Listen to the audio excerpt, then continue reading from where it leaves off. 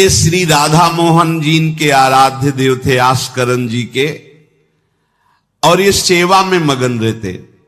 देखो जब आप ठाकुर सेवा, जैसे आपको कि अब हम सेवा में रहेंगे तो हमारा काम कौन करेगा, तो पूरी सृष्टि तुम्हारे काम से चल रही है, तुम्हारे चलाए चल रही। अरे कुछ समय, घड़ी दो घड़ी तुम ऐसी निकालो जिससे एकांत चित्त से आनंद पूर्वक अपने लाडले ठाकुर को दुलार कर सको। उनको श्रृंगार करो, भोग लगाओ, आरती करो, चार परिक्रमा करो, साष्टांग दंडवत करो। जीवन का परम लाभ है ये। पर नहीं, आप खाएंगे हलवा, गरम गरम पकौड़ी, चाय, और ठाकुर जी के सामने वो सफेद वाले दाना नहीं आते, चिरौरी रख दो अरे भाई तुम क्या कर रहे हो, चोरी कर रहे हो तुम। घर में ठाकुर विराजमान, घर के मालिक विराजमान, हमें जल्दी ऑफिस जाना है, गरम गरम परेठा ये वो सब, और ठाकुर जी के सामने। हम तो देखते हैं जैसे कोई ठाकुर जी के दर्शन कराने के लिए लाता है तो 4 टाफी, वो भी प्लास्टिक से लिपटी हुई, मतलब देख केवल ले, खा भी नहीं सकते हो क्योंकि प्लास्टिक लगी हुई, ऊपर कवर एकदम ऐसे रखे हुए हैं। वो बोले हमारे लड्डू गोपाल हैं। जब गोपाल हैं तो टॉफी खोल पाएंगे क्या? अगर आपको टॉफी पवाली है तो आप खोल करके सुंदर एक कटोरी में रख करके थे, ऐसे 4 दाने चिरौरी रख दिए, कटे हुए मिश्री के टुकड़े रख दिए।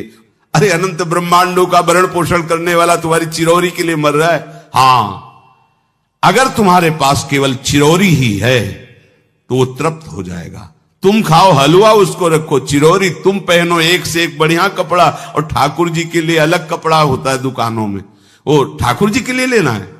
पूजा, सत्यनारायण की पूजा की सामग्री गांव में जो परचून की दुकानें होती हैं कस्बों में, उनमें अलग होती है। बोले सुपारी देना, तो बोले पूजा के लिए, बोले हाँ, वो सड़ी सुपारी का अलग बैंक होता है, वो पूजा के लिए जाएगा। प्रभु के लिए तुम ऐसे चिरौरी रख देते हो। वो नारियल भी जिसमें पाली लहो, देखो ना कथा, सत्यनारायण की कथा करनी, हमें नारियल दे दो। वो सूखा नारियल जो किसी काम में ले जाएगा, सत्यनारायण के पास जाएगा। वो कपड़ा टून का ना पहन सकते हैं, ना ओढ़ सकते हैं, ना बिछा सकते हैं, ना पोछा लगा सकते हैं, वो ठाकुर जी के लिए बलिहारी है श्रद्धा। तो फिर ठाकुर जी भी ऐसी व्यवस्था करते हैं, ना पहनने लायक ना ओढ़ने लायक, ऐसा तुम्हें नया जीवन देंगे, जरूरत ही नहीं पड़ेगी कपड़े की, घूमो वैसे ही।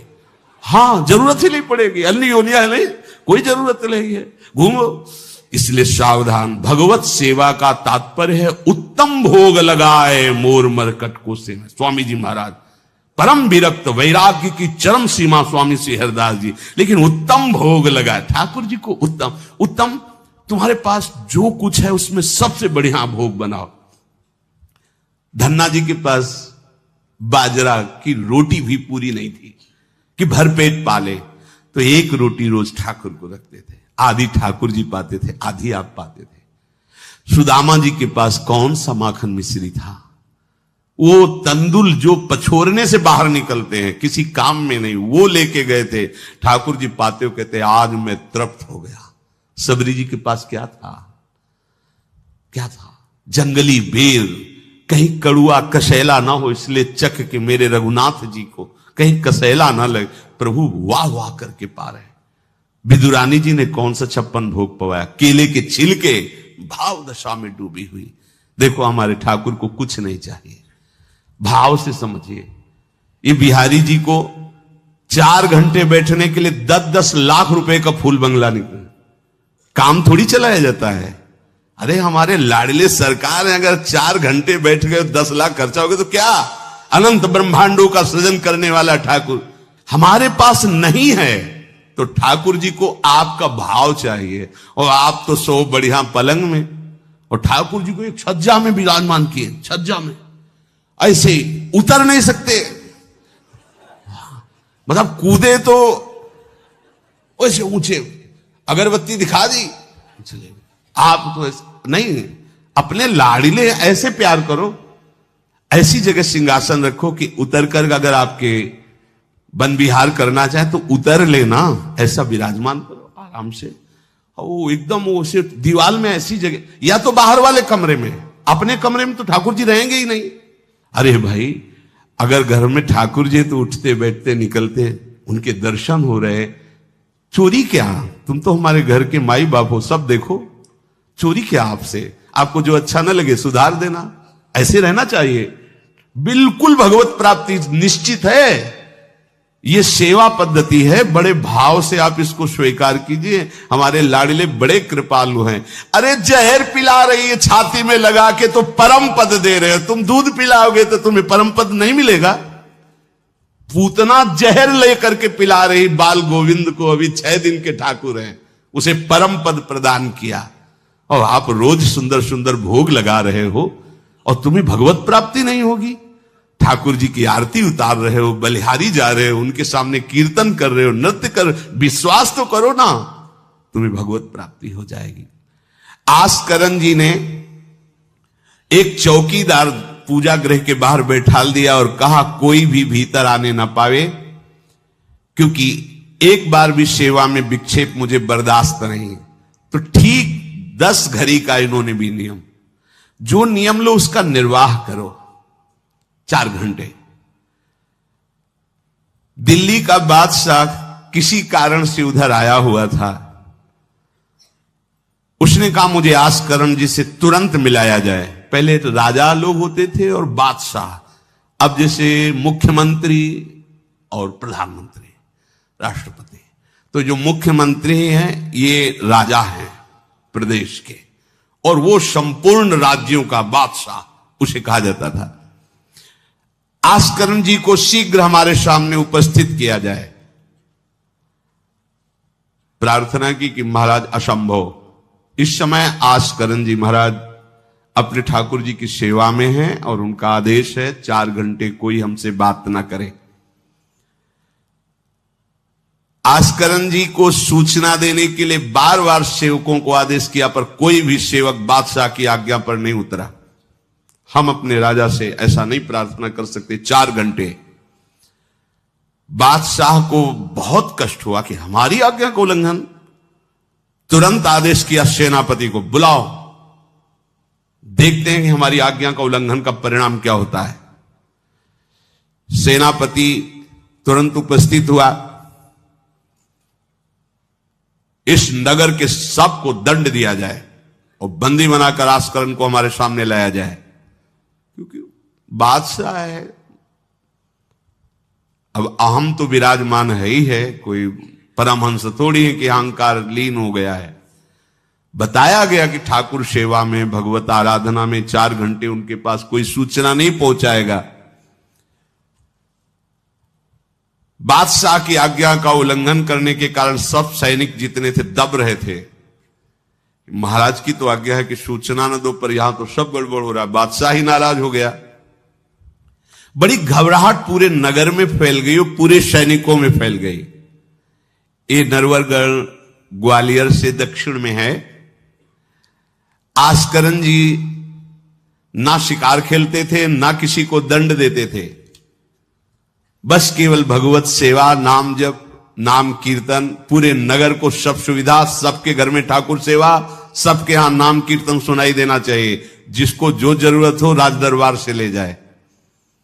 किसी को लग सकता है अगर ऐसे बढ़ता रहेगा तो राज खजाना खत्म हो जाएगा। नहीं, अज्ञान से तुम सोचते हो। एक बार पूज्य पादुड़िया बाबा के यहां 500 लोगों का भोजन बना। अब वहां उत्सव में 5000 से भी अधिक लोग आ गए। तो जो सेवक जन थे, भंडारी थे, भाग के आए, बाबा अब तो बहुत ही हानि हो जाएगी, क्योंकि सब लोग आ गए, 5000 के लगभग लोग हैं और 500 का ही भोजन बना है। बाबा जी ने कहा घबराने की जरूरत नहीं। गए, अपना ऊपर का चला ऐसे डाल दिया जो रसोई बनी हुई थी। बोले इसे खोलना नहीं, बस बांटते जाओ। सब पा चुके, जितना बना था ना। भगवत प्रताप। हरिराम व्यास जी की बेटी का ब्याह, रात्रि में बारातियों के स्वागत के लिए एक से एक सुंदर पकवान बने हुए थे, क्योंकि जिनके चेला मधुकर शाह राजा थे उनके पास कमी क्या, सब सुविधाएं। हरिराम व्यास जी ने सोचा ये संसारी आदमी इतने सुंदर सुंदर पकवान पाएंगे, ये तो ठीक नहीं है। वृंदावन के संत जन लेंगे तो अपने ठाकुर का भोग लगाएंगे, पाएंगे, कीर्तन करेंगे। कोतवाल को बुलाया वृंदावन के और कहा सब वैष्णव जनों को कह दो कि तुरंत आ जाओ, रमनिया ले जाओ।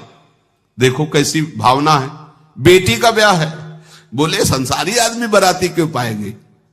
अब आप हो तो कहते हैं अरे इज्जत चली जाएगी, बाबा जी को खवाने से क्या इज्जत है, बारातियों को खवाएंगे तो इज्जत बनेगी।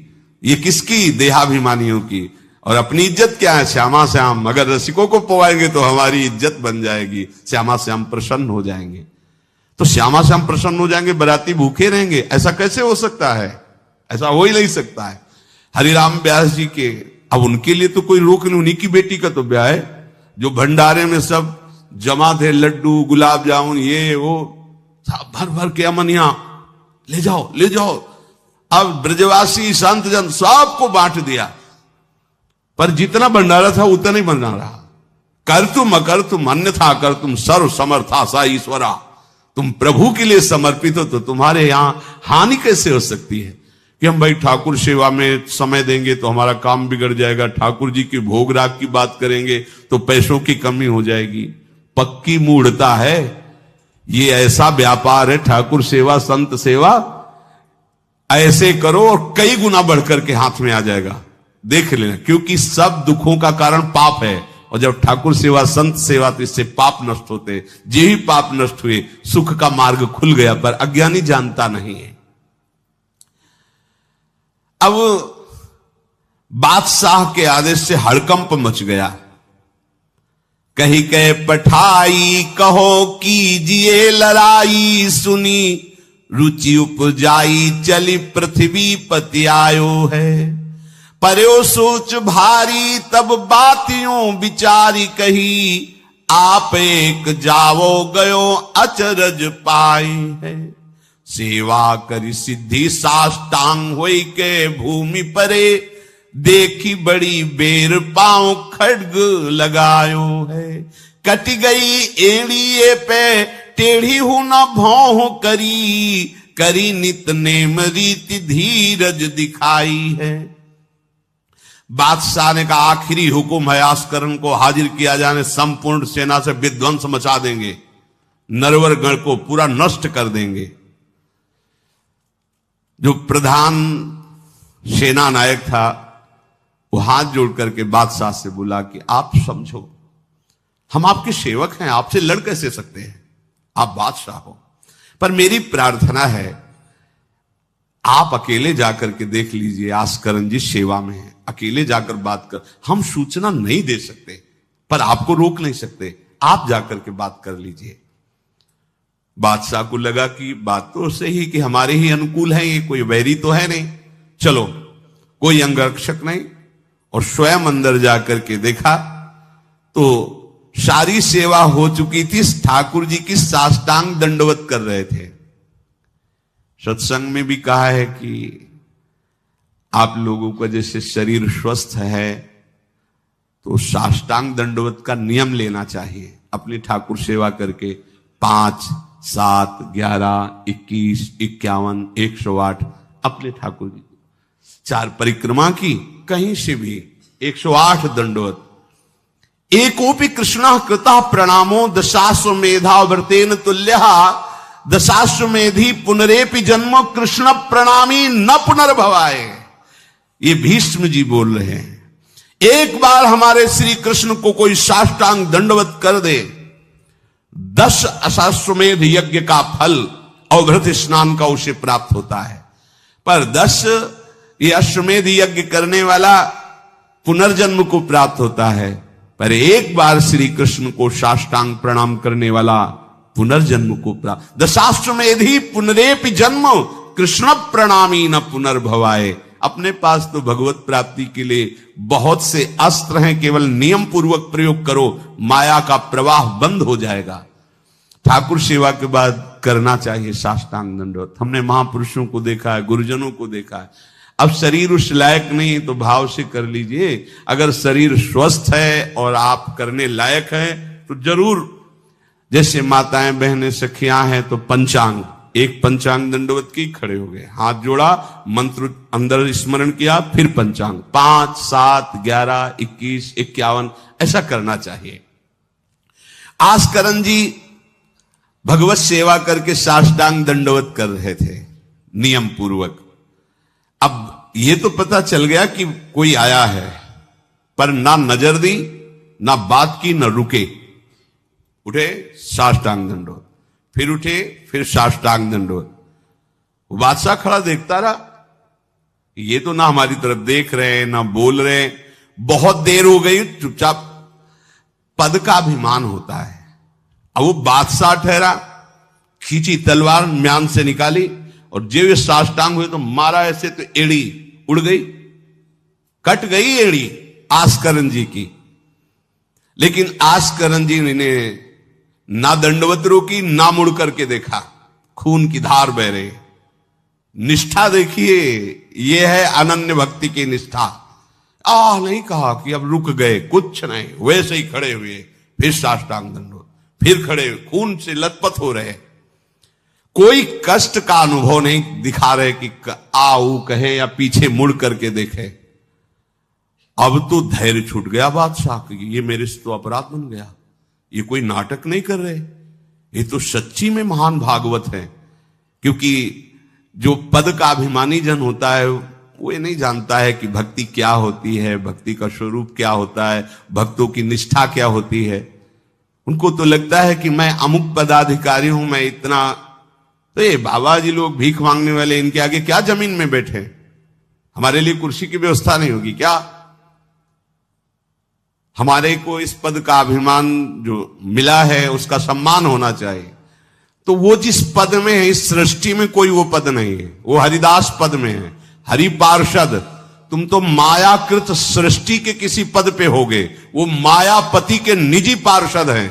तुम्हें दिखाई देता है भिखारी है, तुम्हें दिखाई देता है भिक्षुक है, नहीं नहीं, वो इतने बड़े बादशाह के ऐसा बादशाह पैदा ही नहीं हुआ है? चाह मिटी, चिंता मिटी, मनुआ बेपरवाह, और जिनको कछु न चाहिए वो साहन के साह। नरपति सुरपति लोकपति, जिनके भावे घास, जिनके भावे घास, रहे परमानंद में तज सबही की आस। गर्दन उतार दोगे, अगर हरि का विधान होगा तो शरीर ही नष्ट होगा। नहीं तो हमें छू भी नहीं सकते, हमारे स्वरूप को नहीं छू सकते।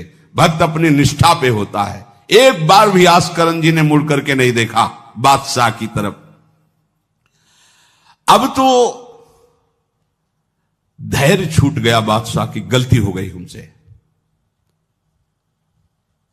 ऐसा ही होता है।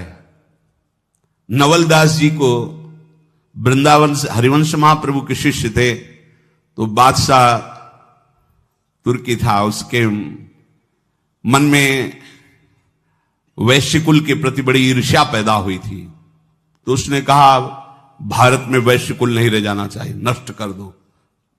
आतंक स्वरूप उनका काटना मारना, लाखों वैश्यों का कत्ल कर दिया।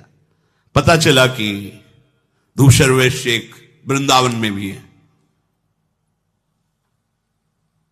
आए, उनको बंदी बना लिया, सामने पेश किया, कहा सर झुकाओ। कहा तो झुक चुका है एक जगह, राधा वल्लभ लाल के चरणों में।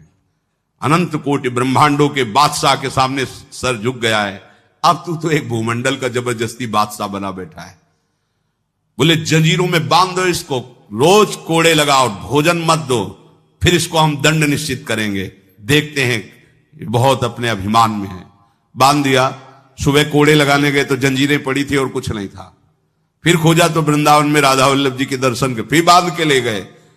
अरे बोले तेरी जंजीरें क्या मुझे रोक सकती है? जब माया की जंजीरें नहीं रोक पाई तो तेरी जंजीरें क्या रोकी? तू लाख बार बंधवा, मुझे नहीं रोक सकता है। आखिरकार चरणों में झुका, उनका बंद करवा ये नरसंहार। तेरे इस नरसंहार से कुछ नहीं होने वाला, तू शांति से रह, ये ऐसे उपद्रव करना बंद कर। तो जो पदाभिमानी जन है, एक अभिमान में न जाने कैसे कैसे बड़े अपराध हो जाते हैं, भक्तों को नहीं जानते हैं। उठी चिक डारी तब पाछे सोनिहारी, कियो मुजरा विचारी बादशाह तिरिझे हैं। हित की सच्चाई यह ने कुना कचाई होत, चर्चा चलाई भाव सुन सुन भींजे हैं। बीते दिन को नृप भक्त सो समायो, पृथ्वीपति दुख पायो सुनि भोग हरि छीजे हैं। करे विप्र सेवा तिने गांव लिख न्यारे दिए। वाके प्राण न्यार लाड़ करो कही धीजे हैं।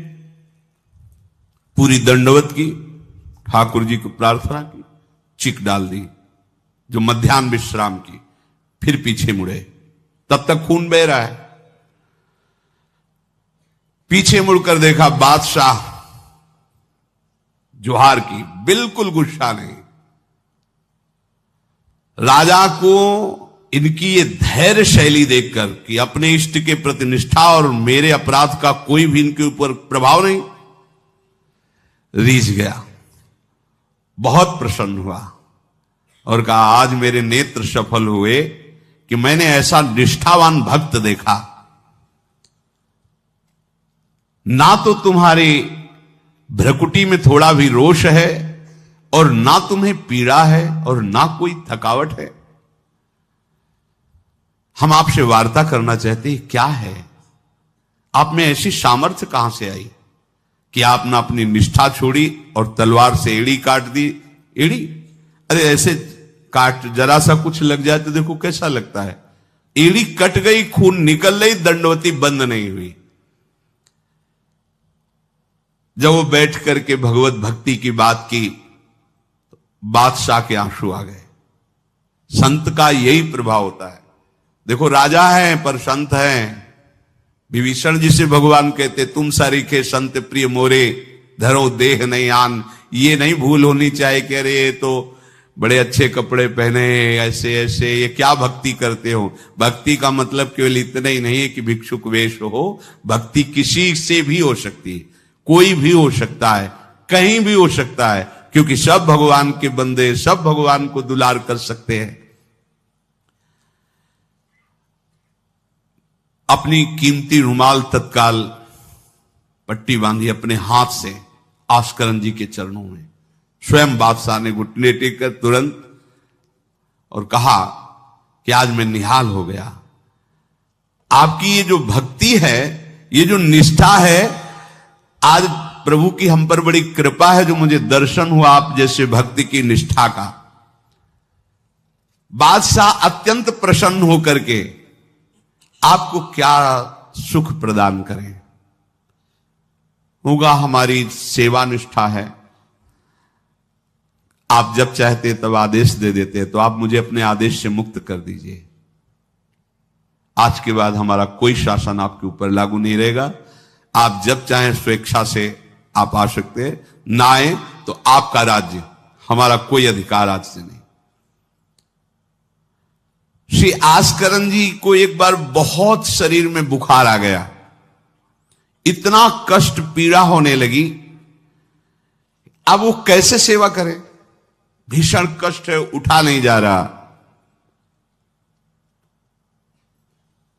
प्रातःकालीन बेला से ही सेवा प्रारंभ होती थी। बस उनको एक चिंता है कि अब सेवा कैसे होगी, सेवा कैसे होगी। उसी शिथिलता में भगवान अपने निजी सेवक में जो और परिचर्या करने में थे उनको आदेश किया, चरणामृत पिला दो, ठीक हो जाएंगे। वो रात्रि में ही चरणामृत, महाराज ठाकुर जी ने कहा चरणामृत, आप जे ही चरणामृत पिया, शरीर का रोग नष्ट हो गया, स्वस्थ हो गए, सुबह सेवा में गए। इसलिए आप लोगों से प्रार्थना करते हैं, अकाल मृत्यु हरणम सर्वव्याधि विनाशनम श्री कृष्ण पादोदकम पीत्वा पुनर्जन्म न विद्यते। मान लो भैया, एक डॉक्टर औषधि देता है, पैसे लेता है, फीस के पैसे भी लेता है, और ना फायदा करे तो भी उसी दवाइयों का तुम आश्रय लेते हो। हम कह रहे हैं कि संसार से मुक्त होने के लिए चरणामृत सिद्ध औषधि है। रोज चरणामृत ठाकुर जी का पियो, कोई पैसा नहीं लगता। बिहारी जी, राधा वल्लभ, राधा रमन, जहां चाहो, बड़े उदार ठाकुर। चरणामृत, अगर इतना चरणामृत मिला उसमें आप 1 लीटर जल मिला लीजिए, चलता रहेगा। जब कमी लगे फिर जल मिला लीजिए, चरणामृत ही रहेगा। आप वर्षों इतने चरणामृत को पी सकते हैं जल मिला मिला के, अकाल मृत्यु नहीं होगी। समस्त रोगों के नाश करने की सामर्थ्य चरणामृत में है। कोई भी व्याधि आपको परास्त नहीं कर पाएगी। और पुनर्जन्म न विद्यते, हम भगवान के धाम में चरणामृत के प्रभाव से चले जाएंगे। अब इस पर श्रद्धा कितनी है देखो, आप 10 बार वर्णन किया होगा। नियम से चरणामृत पियो, अपने ठाकुर जी का, श्री जी का चरणामृत पात्र में रख लो, 2 बार 3 बार दिन में पियो। चरणामृत आपको अकाल मृत्यु हरणम सर्व व्याधि विनाशनम श्री कृष्ण पादोदकम पीत्वा पुनर्जन्म न विद्यते। एक बार किसी विपक्ष राजा ने आक्रमण कर दिया आस्करन जी के ऊपर। आस्करन जी के जब बात पता चली कि वो आक्रमण, तो उन्होंने कहा प्रभु हमसे मार काट नहीं होगा, सब में आप विराजमान हो, अब हमसे नहीं हो, या तो राजपद हटाओ, मुझे कहीं एकांत ले चलो, मैं आपके लिए रोऊं तड़पूं, अब ये सब नहीं होगा कि अब हम फिर तलवार उठाएं मार काट शुरू करें।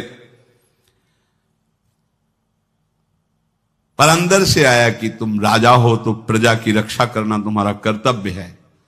तो उन्होंने पूरी सेना सजाई, जानते हो कैसे? सब मंजीरा लो और स्वयं बोले नाम कीर्तन करो, राधा वल्लभ श्री हरिवाल श्री वृंदावन श्री। कहां जा रहे? बोले युद्ध करने जा रहे। ऐसे युद्ध होता है। प्रभु से कहा हमसे मारकाट होने वाले नहीं, जब हमारा कर्तव्य ही तो हम ये कर्तव्य कर रहे हैं। राधा वल्लभ श्री हरिवंश, राधा नाम कीर्तन। तुरंत आकाश में मेघ छा गए और इतने बड़े बड़े ओले शत्रु पक्ष में, हल्की फुहारे इधर के पक्ष में। जहां नाम कीर्तन, हवा चल रही, हल्की हल्की नन्ही नन्ही फुइयां बरस रही और कीर्तन में हाल, और उधर इतने इतने बड़े ओले, सब भाग गए। अस्त्र शस्त्र की आवश्यकता नहीं हुई। शत्रु पक्ष जब भागा और उधर का राजा के चरणों में गिरा कि मुझे माफी दे दो, मुझे पता नहीं था आप इस कोटि के महाभागवत हैं। यह है अनन्य भक्ति। यदि हम अपने प्रभु की सेवा, प्रभु का नाम जब, प्रभु के गुणों का गायन करते हैं,